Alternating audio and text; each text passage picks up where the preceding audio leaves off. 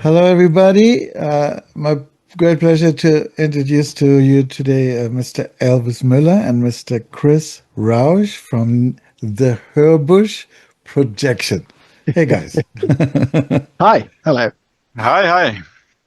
So, for anybody who doesn't know, there was a band called and and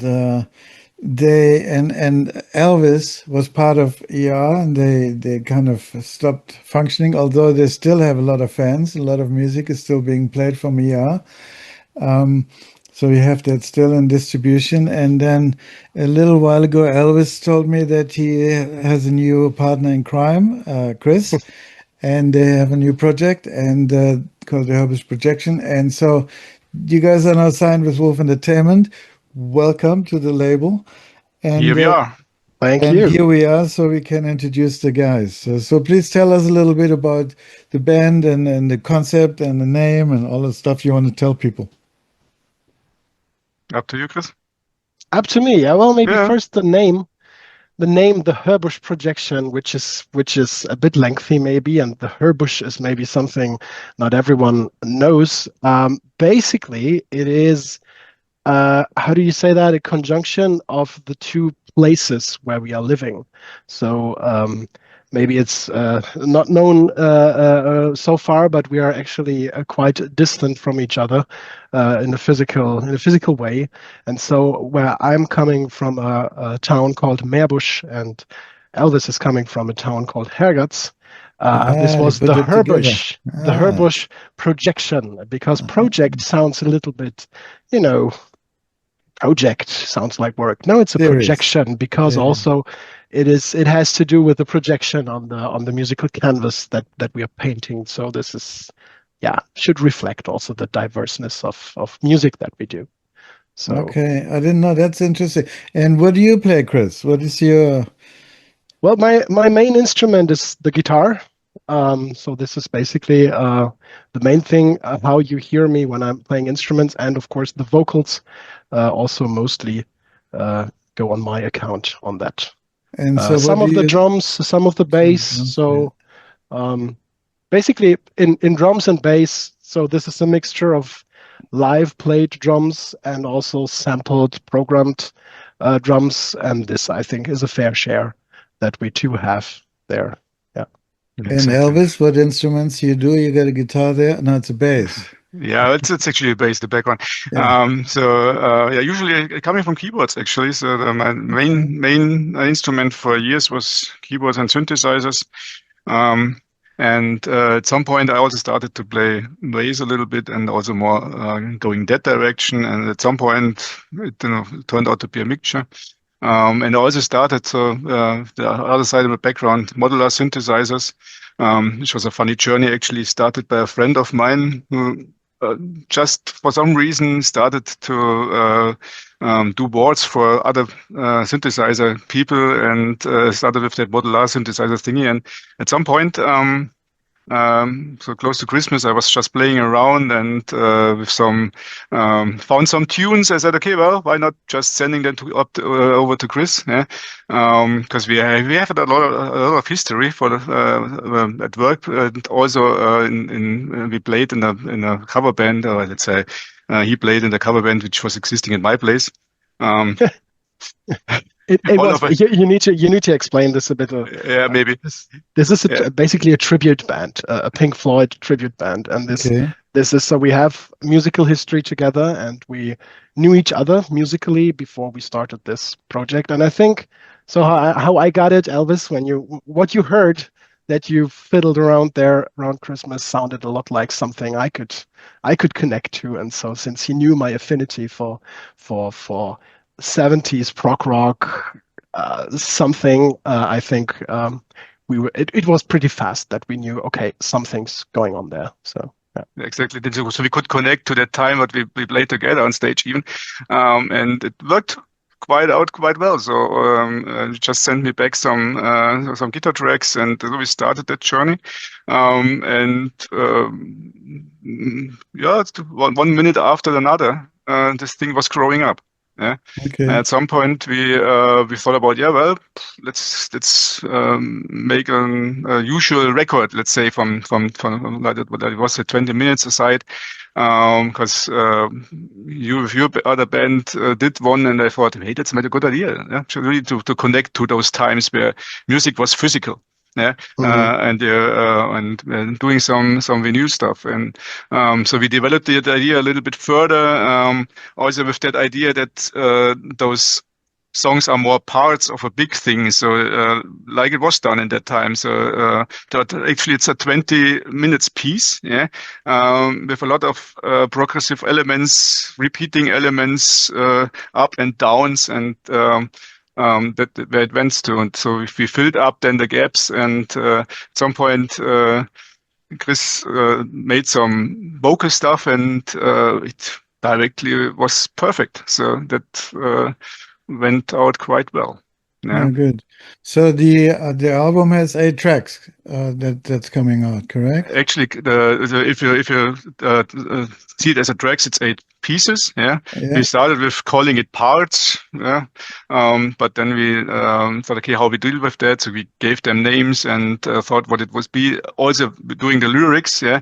It turned out where this thing goes to. So also part of the progress. It was very, very exciting at that point. So what is it? What are the lyrics about? For example, what's the going on there? Without going too much into detail on the single tracks, that's then maybe for the listener to decide. But overall, it's, I think, the overall overarching theme and concept is a lot about inner doubt, inner being torn inside, and really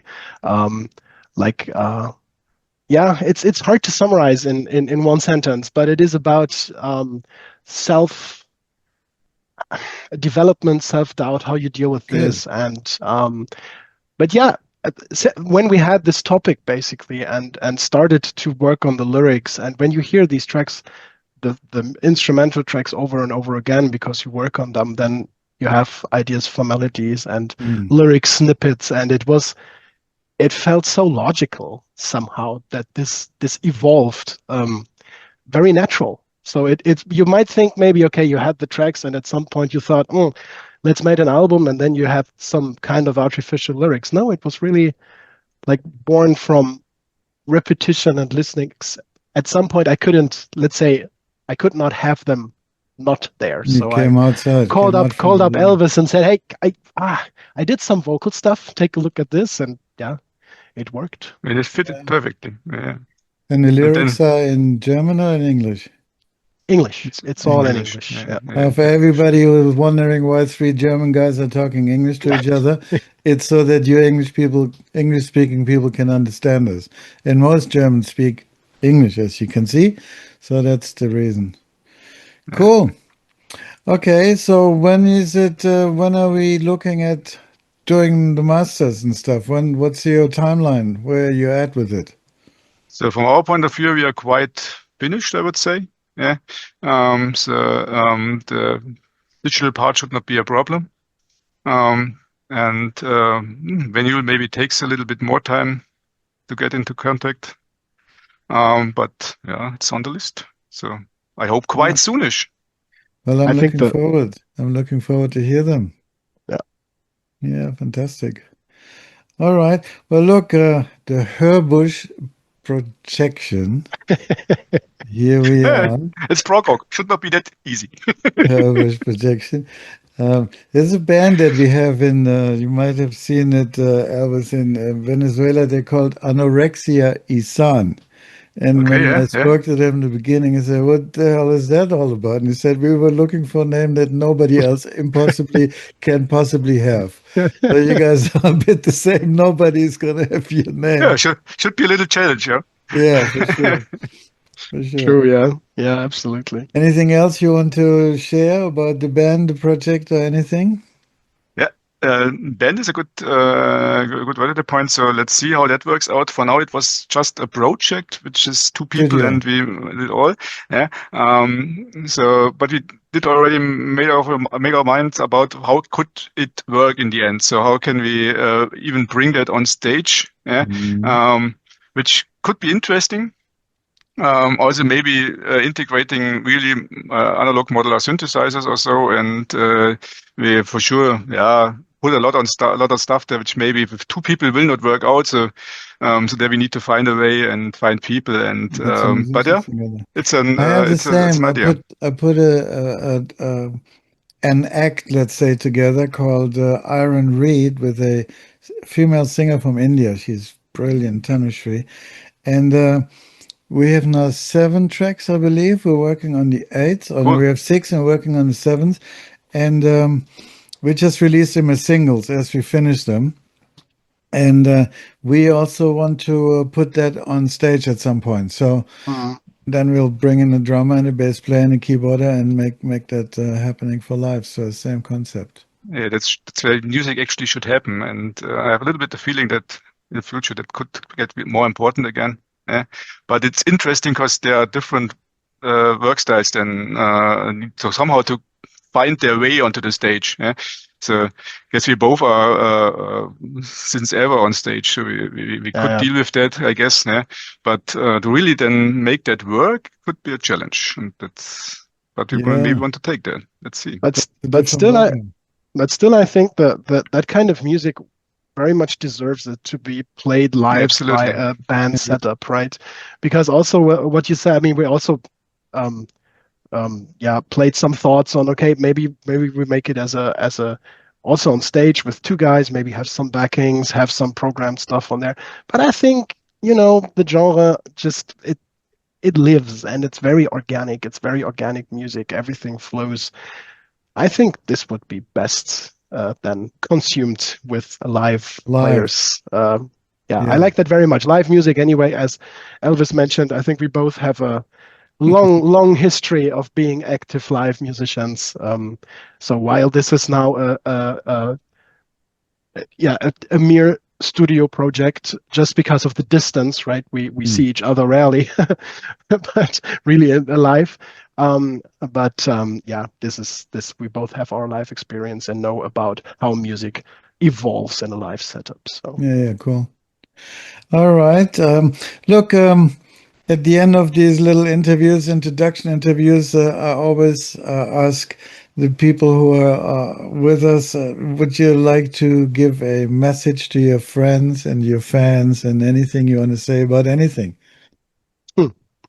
Chris?